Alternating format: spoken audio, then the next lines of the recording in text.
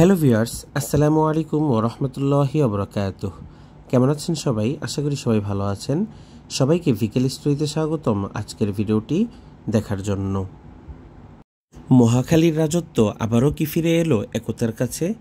Mohakhali base অপারেটরগুলোর মধ্যে অন্যতম বড় অপারেটর হচ্ছে একতা ট্রান্সপোর্ট। একটা সময় মহাখালীর 70% জায়গা জুড়ে দেখা যেত এনা ও একতাকে। দাপট এতটাই বিস্তার করেছিল যে দেশের অন্যান্য বড় মাপের অপারেটরগুলো মহাখালী থেকে নিজেদের বাস পরিচালনা করতে পারত না, যেমন হানিফ শ্যামলী। শুধু তাই না, বরং উত্তরা আবদুল্লাপুর কাউন্টারও বন্ধ রাখতে বাধ্য করেছে এরা। গদিপতনের পর এনার সাম্রাজ্যে আঘাত হানলেও একতার অবস্থান এখনও বেশ ভালোই রয়েছে। তবে এটা মানতেই হবে যে এনা একতা সার্ভিসে দারুণ সেরা। মহাখালী থেকে বগুড়া, নওগাঁ, রাজশাহী রুটে প্রায় শতাধিক ট্রিপ পরিচালনা করে থাকে একতা ট্রান্সপোর্ট। বহরে কিছু টুটাফাটা এসি বাস থাকলেও নন এসিতে অধিক মনোযোগী একতা ট্রান্সপোর্ট। জানা মতে ঢাকা গাইবান্ধা রুটের ইউনিটি নামক ব্যানারটিও একতা ট্রান্সপোর্টের সহযোগী অঙ্গ প্রতিষ্ঠান।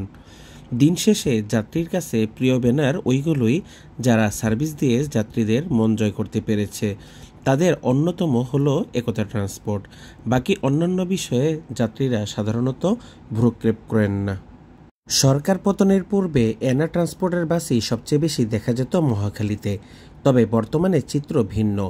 এনা ট্রান্সপোর্ট আসার আগে যেমনিভাবে মহাখালীতে একতা ট্রান্সপোর্টের গাড়ি সবচেয়ে বেশি দেখা যেত, বর্তমানেও ঠিক আগের মতোই একতা ট্রান্সপোর্টের গাড়ি সবচেয়ে বেশি দেখা যাচ্ছে মহাখালী টার্মিনাল এবং তার আশপাশে।